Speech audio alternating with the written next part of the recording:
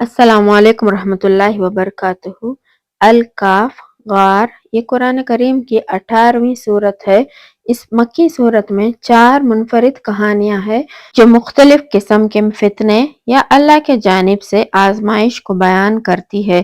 पहली कहानी असहाबे काफ की है जिनका ईमान अल्लाह ने आजमाइश में डाला जब वो बुत परस्त मुआशरे में थे। दूसरी कहानी दौलत के फितने के बारे में है जो एक मगरूर और नाशुक्र आदमी की कहानी है जिसे अल्लाह ने दौलत से नवाजा था। तीसरी कहानी इल्म के फितने की है। अल्लाह ने हजरत मूसा अलैहिस्सलाम को एक सफर पर भेजा ताकि उनके इल्म की हकीकत जाहिर हो। चौथी कहानी है ताकत के फितने की है जिसमें जुल्करनैन का जिक्र है जो एक इंसाफ पसंद हुक्मरान था और अल्लाह की दी हुई ताकत से मुतासिर नहीं हुआ। अब इन कहानियों का मजीद तफसीर से जायजा लेते हैं। असहाबे काफ कौन है?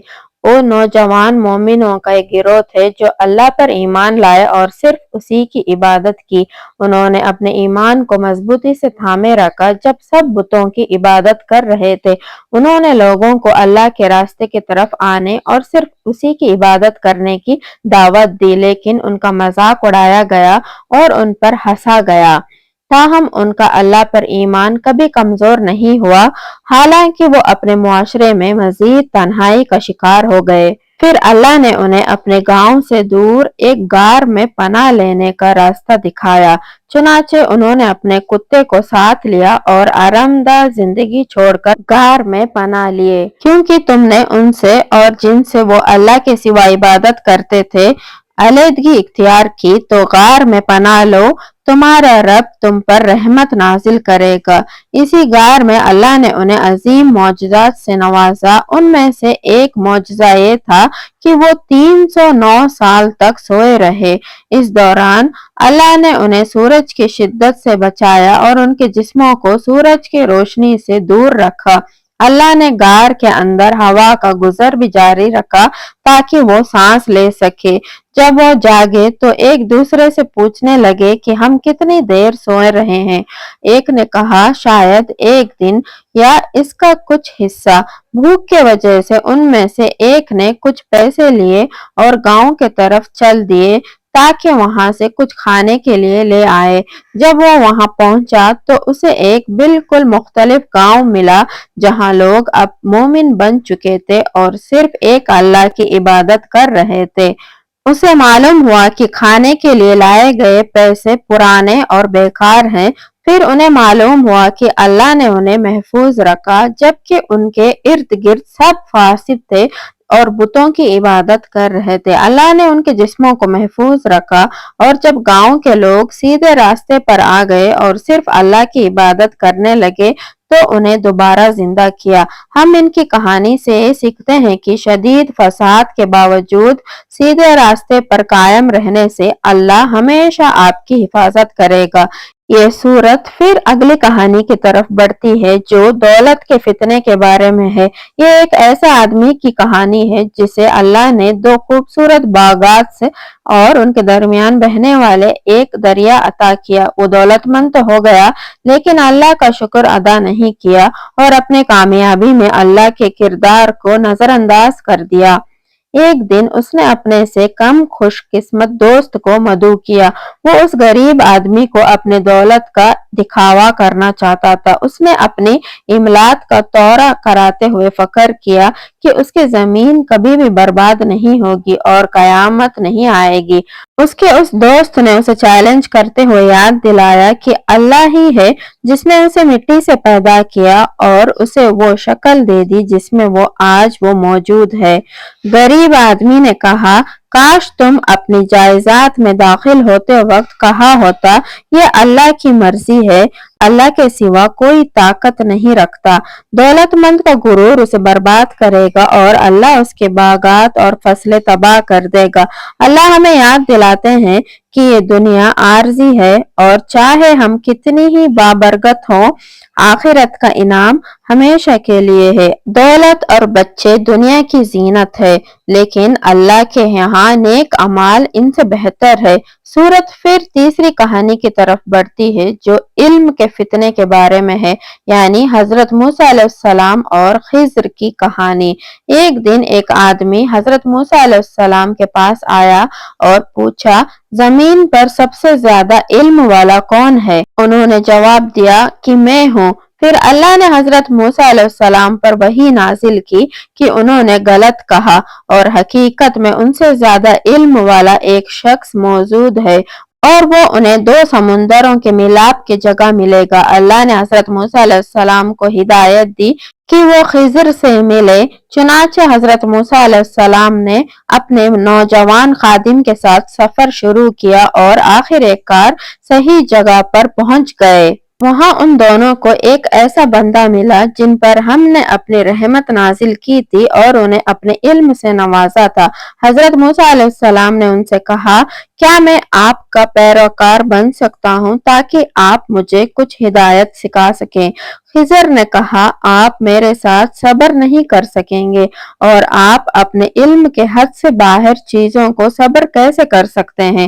حضرت موسیٰ علیہ السلام نے کہا انشاءاللہ آپ مجھے صابر پائیں گے اور میں آپ کے کسی حکم کی نافرمانی نہیں کروں گا۔ خضر نے کہا اگر آپ میرے ساتھ چلے تو مجھ سے کسی چیز کے بارے میں سوال نہ کرے جب تک کہ میں خود وضاحت نہ کر دوں۔ چنانچہ وہ سفر پر نکلے اور ایک کشتی میں سوار ہو گئے۔ کشتی میں حضرت خضر کشتی کو نقصان پہنچاتے ہوئے ایک سوراخ کرنے لگے۔ حضرت موسیٰ علیہ السلام نے کہا یہ آپ کیا کر رہے ہیں؟ کیا آپ چاہتے ہیں کہ لوگ ڈوب جائیں؟ یہ تو بہت برا ہے۔ خضر نے جواب دیا کیا میں نے نہیں کہا تھا کہ آپ میرے ساتھ صبر نہیں کر سکتے؟ حضرت موسیٰ علیہ السلام نے کہا میرے بھولنے پر مجھے معاف کر دے اور مجھ پر سختی نہ کریں۔ پھر وہ اپنے سفر پر چلتے رہے یہاں تک کہ وہ دونوں ایک لڑکے سے ملے اور حضرت خضر نے اسے قتل کر دیا۔ حضرت موسیٰ علیہ السلام نے کہا کیا آپ نے ایک بے گناہ کو قتل کر دیا؟ یہ تو بہت برا کام ہے۔ خضر نے جواب دیا کیا میں نے نہیں کہا تھا کہ آپ میرے ساتھ صبر نہیں کر سکتے؟ حضرت موسیٰ علیہ السلام نے کہا اگر میں اس کے بعد آپ سے کوئی سوال کروں تو مجھے اپنے ساتھ مت رکھیے کیونکہ میں نے کافی بہانہ دے دیا ہے۔ پھر وہ چلتے ہوئے ایک شہر میں پہنچے اور لوگوں سے کھانے کا مطالبہ کیا لیکن لوگوں نے انکار کر دیا۔ حضرت موسیٰ علیہ السلام اور خضر چلتے رہے یہاں تک کہ انہیں ایک دیوار ملی جو گرنے والی تھی۔ خضر نے اسے دوبارہ تعمیر کیا۔ حضرت موسیٰ علیہ السلام نے خضر سے کہا آپ ان سے دیوار ٹھیک کرنے کا معاوضہ لے سکتے تھے۔ خضر نے جواب دیا یہ ہمارے جدا ہونے کا وقت ہے کیونکہ آپ صبر نہیں کر سکتے۔ جہاں تک کشتی کا تعلق ہے یہ کچھ غریب لوگوں کی تھی جو سمندر میں کام کرتے تھے کیونکہ آگے ایک ظالم بادشاہ تھا جو اچھے کشتیوں کو چھین لیتا تھا، اور جہاں تک لڑکے کا تعلق تھا اس کے والدین سچے مومن تھے اور ہمیں خوف تھا کہ وہ انہیں کفر کے طرف مائل کرے گا، لہٰذا ہم نے یہ امید کی کہ اللہ ان کے لیے ایک بہتر لڑکا عطا کرے گا۔ اور جہاں تک دیوار کا تعلق ہے یہ دو یتیموں بچوں کی تھی جس کے نیچے ان کا خزانہ تھا۔ ان کا باپ نیک تھا اور اللہ نے چاہا کہ وہ بڑے ہو کر اپنا خزانہ واپس لے سکیں۔ یہ اللہ کی رحمت تھی، میں نے یہ سب اپنے لیے نہیں کیا، یہ اس بات کی وضاحت ہے جس پر تم صبر نہیں کر سکے۔ اللہ نے موسیٰ علیہ السلام کو یہ سبق سکھانا چاہا کہ ہمیں ہمیشہ یہ علم نہیں ہوتا کہ اللہ کچھ چیزوں کو کیوں ہونے دیتا ہے۔ جو چیزیں بظاہر بری لگتی ہے در حقیقت ان کے پیچھے کوئی بہتر وجہ ہوتی ہے۔ اب ہم اس سورت کے آخری کہانی کی طرف آتے ہیں جو طاقت کے فتنے سے متعلق ہے۔ یہ ذوالقرنین کی کہانی ہے جو دو سینگوں والے آدمی کے طور پر جانا جاتا ہے۔ وہ ایک نیک اور انصاف پسند بادشاہ تھے जो दूर दराज सफर करते थे, अल्लाह ने उन्हें वसी जमीन और बड़ी ताकत अता की। यकीनन हमने उसे जमीन में मजबूत किया और हर चीज के वसाइल अता किए। चुनाचे वो मशरिक और मगरिब के सफर में निकले, जहां लोगों को सीधे रास्ते की तरफ रहनुमाई की, उन्हें खुशहाली अता की और इंसाफ के साथ हुक्मरानी की। फिर उसने तीसरा रास्ता इख्तियार किया, यहाँ तक कि वो दो पहाड़ों के दरमियान एक गुजरगाह तक पहुंचा। वहां उसे एक ऐसी कौम मिली जो उसके जुबान को बामुश्किल समझ रही थी। उन्होंने उसे दरखास्त की कि उन्हें याजूज माजूज से बचाए। याजूज और माजूज दो हमसाया कौमें थी जो उनके गांव पर हमले करती थी और मुल्क भर में फसाद फैलाती थी। लोगों ने जुल्करनैन से कहा, क्या हम आपको खैरात देंगे अगर आप हमारे और उनके दरमियान एक दीवार बनाएं? उन्होंने कहा, जो मेरे रब ने दिया है वो काफी है। अगर आप मुझे वसाइल फराहम करें तो मैं एक दीवार बना दूंगा। उन्होंने लोगों से कहा, मेरे लिए लोहे के बलात लाओ। वो दो पहाड़ों के दरमियान खला को लोहे से भर कर उसे सुर्ख गर्म कर देंगे, जिससे चढ़ना या तोड़ना नामुमकिन हो जाएगा। इस तरह दुश्मन ना तो इस पर चढ़ सकते हैं और ना ही इसमें सुरंग खोद सकते हैं। फिर उन्होंने लोगों से कहा, ये मेरे रब की रहमत है, लेकिन जब मेरे रब का वादा पूरा होगा वो इसे जमीन के बराबर कर देगा और मेरे रब का वादा हमेशा सच्चा है।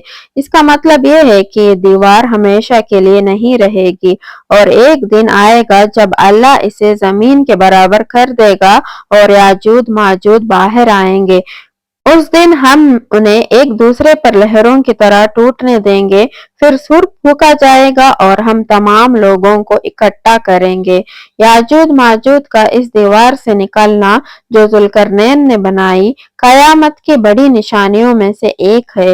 जुल्करनैन की कहानी इस बात की याद दिलाती है कि अल्लाह कुछ लोगों को ताकत देता है और ये उनकी ताकत का इस्तेमाल का इम्तिहान है। कुछ इसे बिगड़ जाते हैं जबकि कुछ इसे भलाई के लिए इस्तेमाल करते हैं। ये चार कहानियां मुख्तलिफ तरीके से बयान करती है जिनसे अल्लाह हमें इस दुनिया में आजमाएगा। मुसलमानों को हर जुमा को इस सूरा पढ़ने की तरगीब दी जाती है ताकि वो इन आजमाइशों की याद करे और अपनी हिफाजत करे। मेरे अल्लाह ताला से दुआ है कि अल्लाह ताला हम सबको अपने हिफ्ज़ अमान में रखे और हमें सीधे राह पर चलने की तौफीक अता फरमाए। आमीन सुम्मा आमीन। अगर वीडियो अच्छी लगी है तो लाइक कर देना, सदके जारिया समझकर ज़रूर लाइक कर देना और दूसरों के साथ शेयर भी ज़रूर कीजिएगा। इसका अजर आपको ज़रूर मिलेगा इंशाअल्लाह। अगर आप मेरे चैनल पर नए हैं तो ज़रूर सब्सक्राइब भी कर देना। फिर मिलते हैं नेक्स्ट वीडियो में, तब तक के लिए अस्सलामु अलैकुम रहमतुल्लाहि व बरकातुहू।